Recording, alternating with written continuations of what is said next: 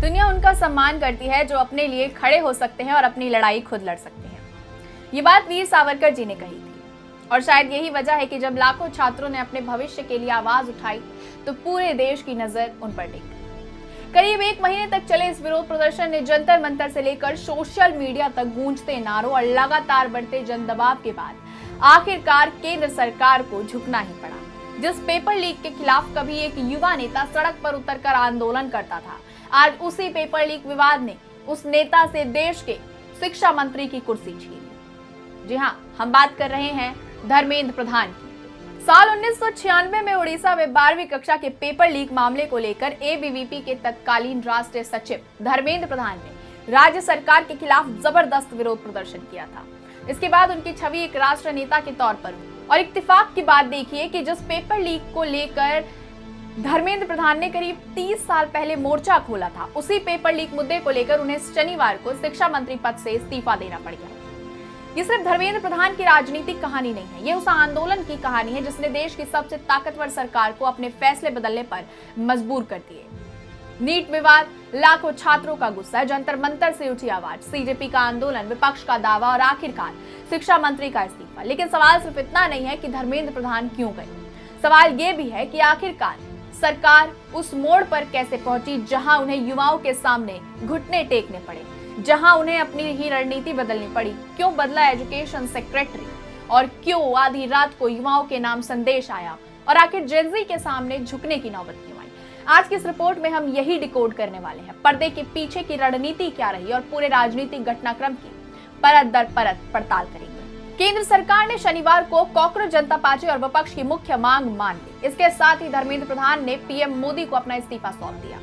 प्रधान के इस्तीफे के बाद प्रहलाद जोशी को शिक्षा मंत्रालय का अतिरिक्त प्रभार दिया गया। मोदी सरकार के 12 साल से अधिक के कार्यकाल में किसी कैबिनेट मंत्री को इस तरह हटाए जाने की ये एक अभूतपूर्व घटना है, जिससे बीजेपी को बड़ा राजनीतिक झटका लगा है। साथ ही उसके विरोधियों को एक बढ़त मिल चुकी है।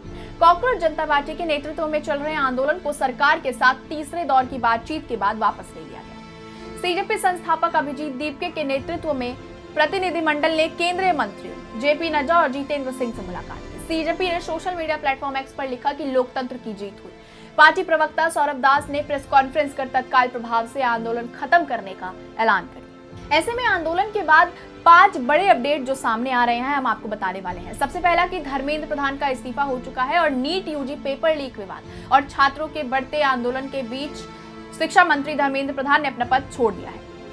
इसके बाद प्रहलाद जोशी को शिक्षा मंत्रालय का अतिरिक्त प्रभार सौंपा गया है। बता दें, धर्मेंद्र प्रधान के इस्तीफे के चंद घंटे बाद ही नए केंद्रीय शिक्षा मंत्री के नाम की घोषणा कर दी गई। केंद्रीय मंत्री प्रहलाद जोशी को शिक्षा मंत्रालय का अतिरिक्त प्रभार सौंप दिया गया। राष्ट्रपति कार्यालय ने प्रधान का इस्तीफा स्वीकार करने के बाद शाम को एक बयान में प्रहलाद जोशी को नया शिक्षा मंत्री बनाए जाने की पुष्टि करी। राष्ट्रपति भवन की ओर से जारी आधिकारिक जानकारी के अनुसार भारत के राष्ट्रपति ने प्रधानमंत्री की सलाह पर भारत के संविधान के अनुच्छेद 75 के खंड 2 के तहत धर्मेंद्र प्रधान का केंद्रीय मंत्रिपरिषद से इस्तीफा तत्काल प्रभाव से स्वीकार किया।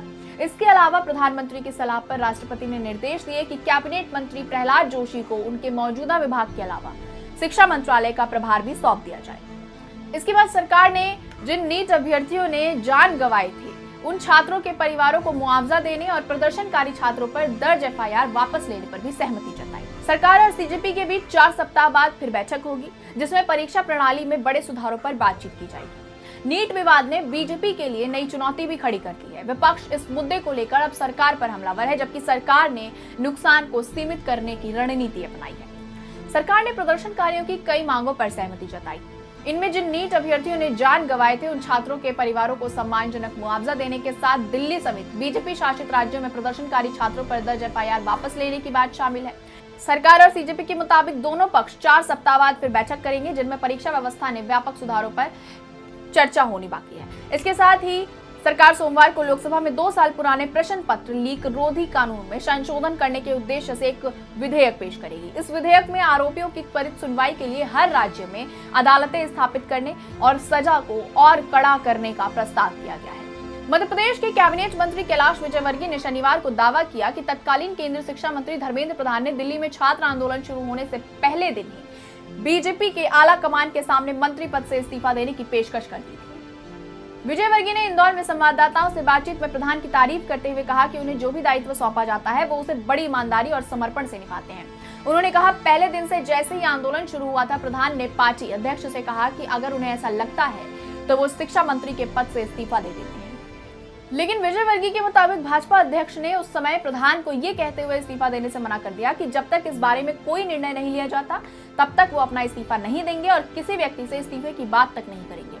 लेकिन सरकार को युवाओं के आक्रोश के आगे झुकना ही पड़ा और शनिवार को दोपहर के बाद इस्तीफे की खबरों ने छात्रों को जंतर मंतर पर चल रहे प्रदर्शन का माहौल ही बदल दिया। सबके चेहरे पर जीत की अलग ही खुशी दिखी और सबका यही कहना था कि आखिर में कॉकरोचेस की जीत हुई, क्योंकि झुकती है सरकार, बस झुकाने वाला चाहिए। इस्तीफे के बाद धर्मेंद्र प्रधान ने 2 पन्नों के बयान में कहा कि उन्होंने ये कदम इसलिए उठाया ताकि जंतर मंतर और देश भर में चल रहे आंदोलन का फायदा राष्ट्र विरोधी ताकतें न उठा सके। उन्होंने कहा कि व्यक्तिगत प्रतिष्ठा का विषय नहीं है। अपने बयान को उन्होंने मेरे युवा मित्रों के नाम संबोधित किया, जो जेनजी छात्रों की ओर इशारा माना जा रहा है। यही जेनजी सीजेपी के नेतृत्व में विरोध प्रदर्शनों का प्रमुख चेहरा रहे। इन युवाओं की अनोखी और जबरदस्त विरोध ने सर्वशक्तिमान बीजेपी को भी जवाब खोजने पर मजबूर कर दिया। सरकार के एक अधिकारी ने कहा कि युवाओं की भारी भागीदारी ने इस अभियान को एक भावनात्मक रंग दे दिया, जिसे बीजेपी शुरू में आप और वामपंथी गुटों द्वारा प्रायोजित मान रही थी। जैसे जैसे ये विरोध बढ़ता गया, बीजेपी के पास पीछे हटने के अलावा कोई चारा ही नहीं बचा। दरअसल सरकार की तरफ से ये माना जा रहा था कि आंदोलन अपने आप ही खत्म हो जाएगा। फिर कोर टीम ने जो लगातार एनालिसिस की और फीडबैक दिया कि ये आंदोलन लगातार अब ऑर्गेनिक हो गया है, तब जाकर रणनीति बदली, जिसके बाद 23 जुलाई की रात को एजुकेशन सेक्रेटरी बदलने का फैसला किया गया और प्रधानमंत्री ने भी आधी रात को इंस्टाग्राम के जरिए युवाओं को संदेश दिया। सीजेपी के आंदोलन और लोगों के गुस्से को लेकर एनडीए में शामिल बीजेपी के सहयोगी दलों ने फीडबैक दिया। 22 और 23 जुलाई के बीच सहयोगी दलों की तरफ से फीडबैक दिया गया कि आंदोलन जल्द खत्म होना जरूरी है, लोगों का गुस्सा बढ़ रहा है। 21 जुलाई तक तो सरकार और बीजेपी नेताओं की तरफ से लगातार ये कहा जाता रहा कि पहले भी पेपर लीक हो चुके हैं और हमारी सरकार ने तो कड़ी कार्रवाई की है। सूत्रों के मुताबिक तब तक लग रहा था कि लोगों को ये मैसेज देने और समझाने में वो सफल रहेंगे कि हम स्टूडेंट्स के साथ हैं और हमने ही पेपर लीक पर कड़ी कार्रवाई की थी। केंद्रीय मंत्री जेपी नड्डा और जितेंद्र सिंह हॉस्पिटल जाकर 20 जुलाई के प्रदर्शन में घायल हुए स्टूडेंट से मिले। 22 जुलाई की दोपहर तक सरकार की तरफ से आंदोलन को कोई बड़ी दिक्कत नहीं माना जा रहा था। अब बीजेपी आमतौर पर विरोधियों की शर्तों पर कोई समझौता नहीं करती और चुनावों में मिले जन समर्थन के दम पर अपनी मजबूती छवि बनाए रखती है। छात्रों के विरोध में आगे झुकने का बीजेपी का फैसला उसकी उस व्यवहारिक सोच को दिखाता है। उसने समस्या को और गंभीर चुनौती बनने से पहले नुकसान को कम करना ही बेहतर समझा। नवंबर 2021 में किसानों के 1 साल से ज्यादा समय तक चले विरोध प्रदर्शन के बाद मोदी ने कृषि कानून को वापस लेने का ऐलान किया था। ये विरोध मुख्य रूप से पंजाब और हरियाणा और पश्चिम यूपी के कुछ हिस्सों तक ही सीमित था, लेकिन किसान अपनी बात पर अड़े रहे। प्रधानमंत्री नरेंद्र मोदी ने भी इस फैसले को राष्ट्रहित से जोड़ा था। जानकारों का मानना था कि उनका इशारा पंजाब के सीमावर्ती राज्य होने की संवेदनशीलता की ओर था। धर्मेंद्र प्रधान ने अपने लेटर में जंतर मंतर पर हुए विरोध प्रदर्शन का जिक्र तो किया, लेकिन कांग्रेस के नेतृत्व वाले विपक्ष के विरोध का जिक्र नहीं किया, जबकि विपक्ष के विरोध के चलते मानसून सत्र का कामकाज ठप पड़ा है। लेटर से लगता है कि उनका मकसद बीजेपी के राजनीतिक विरोधियों को कोई श्रेय न देना है, जबकि सीजेपी को मान्यता देना है, जो असल में चुनावी तौर पर कोई खतरा नहीं है। रिपोर्ट्स के मुताबिक आंदोलन के दौरान हिंसा की आशंका बढ़ रही थी और किसी भी अप्रिय घटना की जिम्मेदारी सरकार पर आ जाती।